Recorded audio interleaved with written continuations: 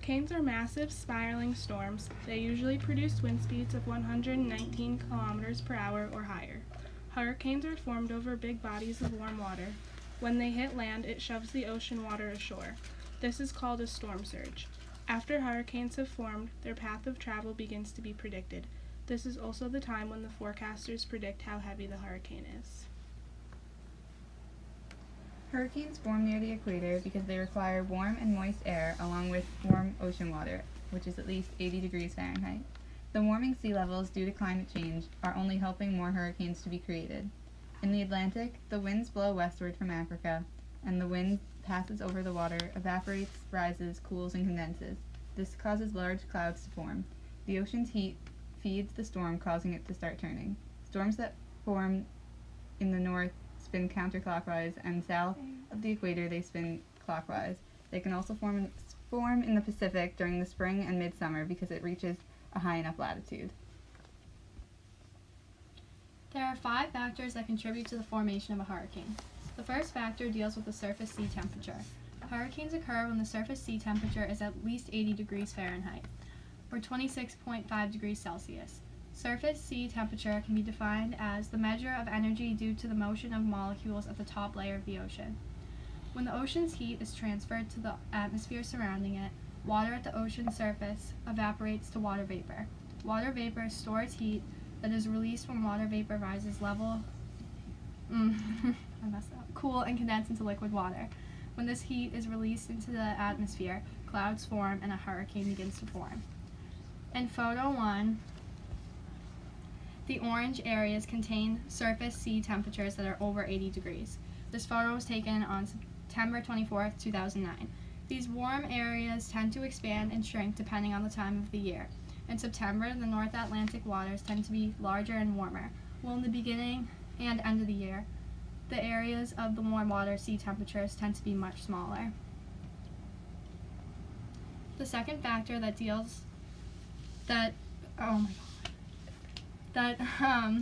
contributes to the formation of a hurricane deals with the presence of a vertical wind shear.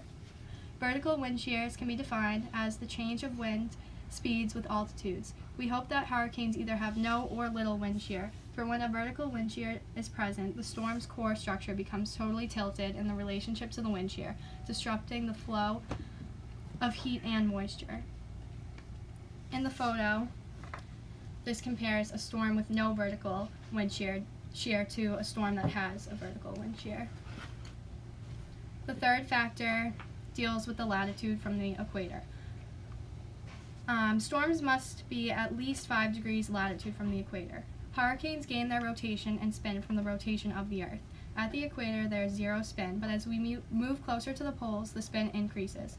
We don't have enough influence from the Earth's spin to cause a hurricane until we are 5 degrees latitude from the equator. The fourth factor deals with the moisture in the mid-troposphere. To maintain their clouds and thunderstorms, hurricanes require a moist mid-troposphere. The troposphere is defined as the lowest, densest part of the Earth's atmosphere in which most weather changes occur and temperature generally decreases rapidly with altitude, and which extends from the Earth's surface to the bottom of the stratosphere, which is about 8 miles high. If the air was dry in the troposphere, then it would eat away at the storm's clouds. These clouds are vital in the formation of a hurricane.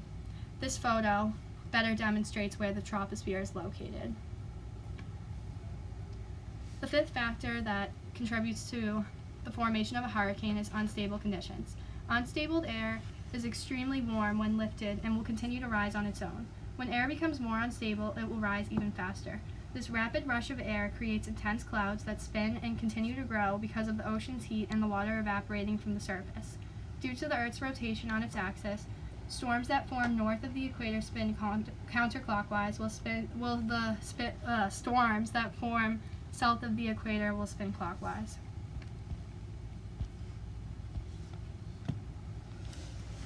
Hurricanes are steered by global winds. The prevailing winds that surround a hurricane, also known as the environmental wind field, are what guide a hurricane along its path. Embedded within the global winds are large-scale high and low-pressure systems. Global winds drive the ocean surface currents as well as the direction of hurricane propagation. The persistent easterly trade winds in the tropics and the westerlies in the mid-latitudes are the Earth's major wind fields that impact hurricane movement.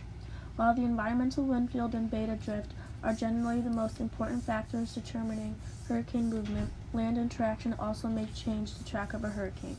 Mountains can disrupt the center of a hurricane's circulation, which may then form on the other side of the mountain. Atlantic hurricanes typically propagate around the area of the subtropical ridge, which is belt of atmospheric high pressure around the latitude of 30 degrees in the northern hemisphere and 30 degrees south in the southern hemisphere, riding along its strongest winds. The highest of winds is positioned to the west and extends far enough to the south. Storms are blocked from curving north and forced to continue west, putting a large bullseye on Florida, Cuba, and the Gulf of Mexico. Atmospheric pressure is the force per unit area exerted against a surface by the weight of the air above the surface. This pressure changes across a hurricane, being the greatest on the outside and the lowest in the eye of the storm. The lower the pressure, the higher the winds and the stronger the storm. Storms like this are rated on the Saffir-Simpson scale. The least intense storms bring minimal damage and are Category 1. They have a maximum speed of 33 to 42 meters per second, an atmospheric pressure greater than 980 millibars, and a storm surge of 1 to 1.7 meters.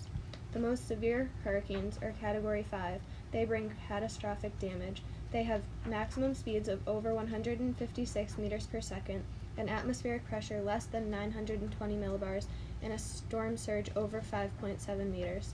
For example, Hurricane Katrina, which is the third most destructive hurricane in the United States, had wind speeds of 282 kilometers per hour and a minimum central pressure of 902 millibars. Hurricanes are classified as one of the strongest storms on Earth. Depending on where hurricanes form, they can also be called typhoons or cyclones. The tropical cyclones that form over the Atlantic and Pacific Oceans are called hurricanes, and they all form the same way. Hurricanes use moist, warm air to be able to form.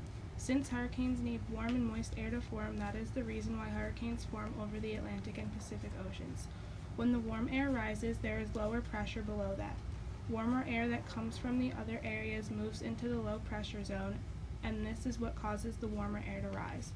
Warm air rises continuously, and this causes the air to begin swirling.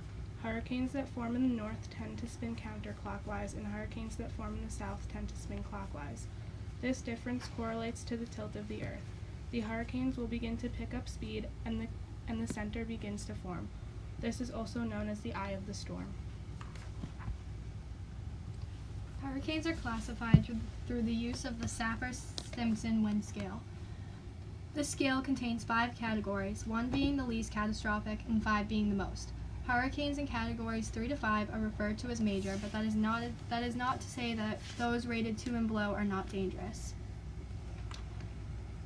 A storm that has a Category 1 label has winds from 75 to 95 miles an hour. They include very dangerous winds that will produce some damage. Well-constructed frame homes will have some roof damage, shingle damage, and siding and gutter damage. Large branches of trees will snap, and shallowly rooted trees may be toppled. Extensive damage to power lines and poles are likely to occur, and power outages can last from a few to several days.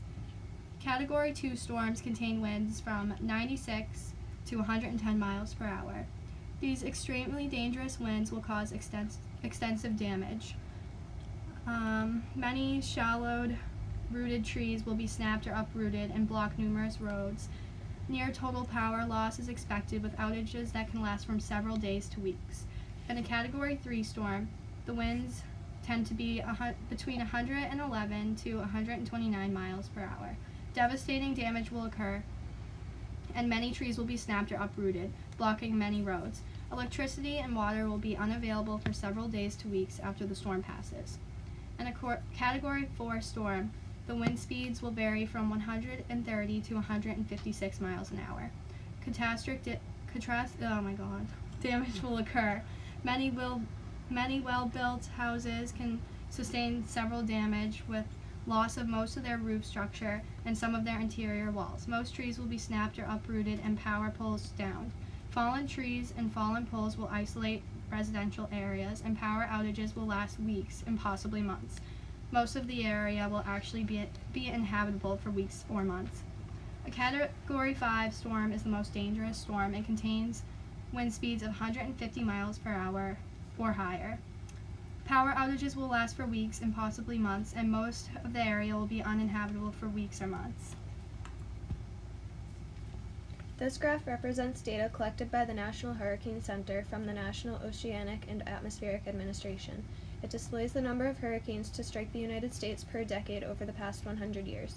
On average, there have been 17.7 hurricanes per decade over the past 100 years. The full decade with the lowest number of hurricanes was 1971 to 1980 with only 12 storms, whereas the decade with the most hurricanes, 1941 to 1950, had 24 storms, 10 of them being categorized as major.